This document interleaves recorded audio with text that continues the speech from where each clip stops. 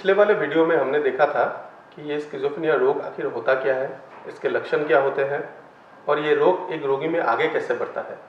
इस वाले वीडियो में हम लोग देखेंगे कि स्किज़ोफ्रेनिया रोग का इलाज कैसे होता है। तो स्किज़ोफ्रेनिया के इलाज के दो तरीके होते हैं। पहला मेडिकेशन या दवाइयाँ और दूसरे होते हैं साइकोसोशल इंटरवेंशन। पहले हम दवाइयों के बारे में थोड़ा जान लेते हैं। चूँकि हमें पता है कि स्किज़ोफ्रेनिया एक दिमागी रासायनिक असंतुलन की वजह से होने वाला रोग है, इसलिए दवाइयों का यहाँ पे बहुत ही एक महत्वपूर्ण हिस्सा होता है। दवाइयाँ शुरू करने से पहले आपके डॉक्टर आपसे या आपके परिवारजनों से इजाज़त लेंगे, उसके बाद ही दवाइयाँ शुरू की जाएंगी आप पे। ये दवाइयाँ सबसे निम्न डोज से शुरू करते हुए धीरे धीरे बढ़ाया जाता है और ये दवाइयों का प्रभाव आप में पहुँचते पहुँचते 1 या 2 सप्ताह का टाइम लग जाता है। कोई भी दवाई जो भी उपलब्ध है उसके दुष्प्रभाव हो सकते हैं। इसी तरह स्किज़ोफ्रेनिया के इलाज के लिए व्यवहार होने वाली दवाइयों का भी कुछ ना कुछ दुष्प्रभाव हो सकते हैं। ज़्यादातर देखा गया है कि हाथों का कंपन होना, ज़्यादा नींद आना, मोटापा होना जैसे लक्षण होते हैं। जैसे ही ये लक्षण दिखाई दे तो तुरंत अपने डॉक्टर के संपर्क में आए। आपके डॉक्टर आप पे कुछ जांच कर सकते हैं पता लगाने के लिए कि क्या ये सारे दुष्प्रभाव दवाई की वजह से है और उन दुष्प्रभावों का भी इलाज संभव होता है। अब अगला सवाल है कि हमें ये दवाई जो शुरू हो गई है उसे कितने दिन तक चलाना है। तो ऐसा है कि ये हर रोगी के ऊपर निर्भर करता है कि उसे कितना दिन ये दवाई लेना पड़ेगा। कभी कभी दिखाया गया है कि किसी को 1 साल की दवाइयों का ज़रूरत होता है, किसी को 2 साल का, किसी को 5 साल का। ऐसा भी होता है कि कोई व्यक्ति को आजीवन ये दवाई खाना पड़ सकता हो।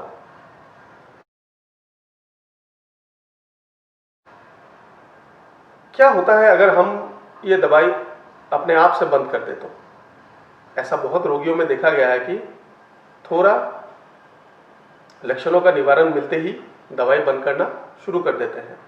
सो दवाई बंद करना आपके सेहत के लिए हानिकारक हो सकता है। जो लक्षण पहले ठीक हो गए थे वो दोबारा वापस आना शुरू हो जाएंगे और उससे जो डॉक्टर आपके इलाज कर रहे हैं उनको मुसीबतें आएंगी ये निर्णय लेने में कि वही वाला दवाई शुरू करें कि नया दवाई दे, और नया दवाई शुरू होते ही इन दवाइयों का दुष्प्रभाव के बारे में भी हमें सोचना पड़ सकता है।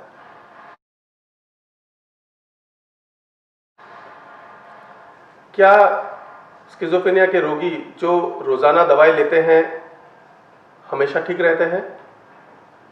जी हाँ, बहुत बार ये देखा गया है कि जो रोगी रोज़ाना दवाई लेते हैं, डॉक्टर के परामर्श के हिसाब से चलते हैं, उनमें ये लक्षण बहुत लोगों में दोबारा नहीं आते हैं।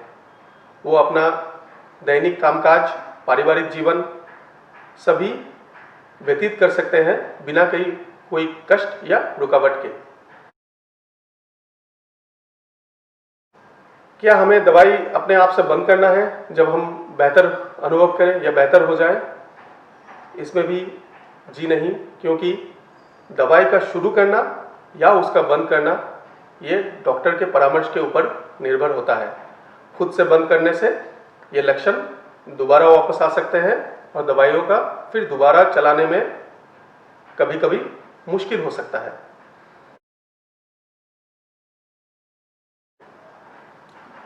क्या यह दवाइयाँ लेने से हमारे दैनिक कामकाज में हमें असुविधा होती है?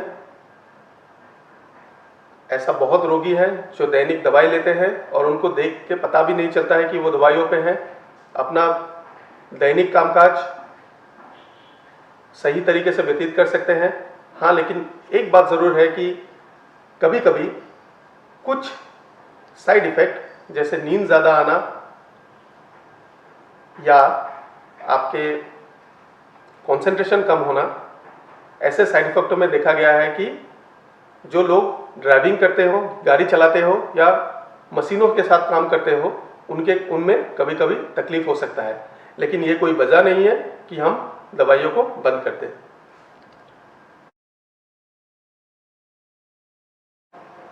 साइकोसोशल इंटरवेंशन आखिर होता क्या है? तो स्किज़ोफ्रेनिया के उपचार के लिए मूल होते हैं दवाइयाँ, उसके बाद आती है साइकोसोशल इंटरवेंशन। कई रोगियों में देखा गया है कि कभी कभी उन्हें दवाइयाँ लेने के बावजूद एकाग्रता की कमी, प्रेरणा की कमी, ऐसे कुछ दुष्प्रभाव देखे जाते हैं। साइकोसोशल इंटरवेंशन एक ऐसी पद्धति है जिसके द्वारा clinical psychologist, psychiatric social work या साइकेट्रिक नर्सेस आपको इन जगहों में जहां आपकी एकाग्रता की कमी हो या प्रेरणा की कमी हो, उसमें बातों से उसका इलाज करते हैं। क्या शादी करने से स्किज़ोफ्रेनिया रोग ठीक हो जाती है? जी बिल्कुल नहीं। स्किज़ोफ्रेनिया का रोग का इलाज शादी बिल्कुल भी नहीं है। हाँ, हालांकि ये देखा गया है कि स्किज़ोफ्रेनिया रोग से पीड़ित व्यक्ति शादी कर सकते हैं जब उनके लक्षणों का निवारण हो जाए, तो आप व्यक्तिगत जीवन व्यतीत कर सकते हैं। हालांकि कभी कभी देखा गया है कि दवाइयों का कुछ दुष्प्रभाव उनके सेक्सुअल फंक्शन पे आता है। इस वजह से कभी कभी शादी के बाद व्यक्तिगत जीवन में हानि पहुंच सकती है, लेकिन घबराने वाली बात नहीं है, क्योंकि इसका उपचार भी आपके डॉक्टर के पास होता है। क्या ये दवाइयाँ गर्भधारण अवस्था में या स्तनपान में सही है? जी बिल्कुल। हमेशा देखा गया है कि कोई भी दवाई हो, गर्भवती अवस्था में और स्तनपान के दौरान हमेशा सोच समझ के लेनी चाहिए। स्किज़ोफ्रेनिया के लिए व्यवहार होने वाली दवाइयों में भी कुछ दुष्प्रभाव हो सकते हैं, लेकिन डॉक्टर के परामर्श से ये दुष्प्रभाव दूर हो सकते हैं, और ऐसे बहुत सी दवाइयाँ हैं जो गर्भवती अवस्था और स्तनपान के दौरान बिल्कुल सुरक्षित होती है। क्या हमें स्किज़ोफ्रेनिया रोगी को शादी का उपदेश देना चाहिए? देखिए, शादी एक पेचीदा मामला है। शादी से पहले ये ध्यान रखना जरूरी है कि उस व्यक्ति का लक्षण अभी कैसे है। दूसरा, क्या वो व्यक्ति पारिवारिक जीवन और शादी के मायने समझता हो। उसके अलावा ये भी ध्यान रखना चाहिए कि शादी खुद में एक तनाव का कारण बन सकती है, जिससे उस रोगी के लक्षण दोबारा वापस आ सकते हैं। तो इन बातों का ध्यान रखते हुए हम किसी भी व्यक्ति को शादी करने या ना करने के उपदेश दे सकते हैं।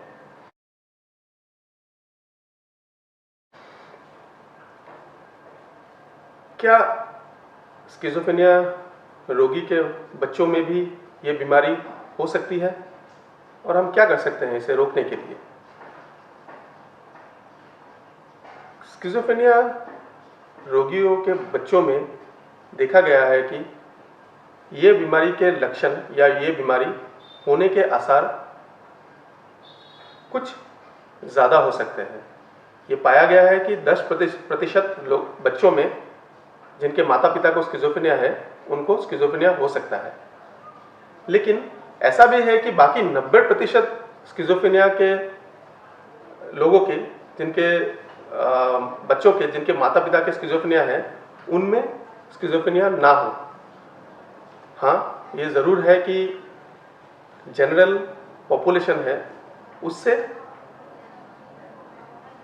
स्किज़ोफ्रेनिया रोगी के बच्चों में स्किज़ोफ्रेनिया होने के आसार कुछ ज़्यादा हो सकते हैं। तो इसे रोके कैसे? तो इसके रोकने के लिए शादी से पहले इस बात का निर्णय करना है कि पति या पत्नी किसी में ये लक्षण है, अगर है तो उचित उपचार उन्होंने किया है कि नहीं है, और अपने डॉक्टर से परामर्श लिया है कि नहीं है। इन बातों का ध्यान रखने से हम कुछ हद तक बच्चों में ये लक्षण ना होने के कर पाएंगे।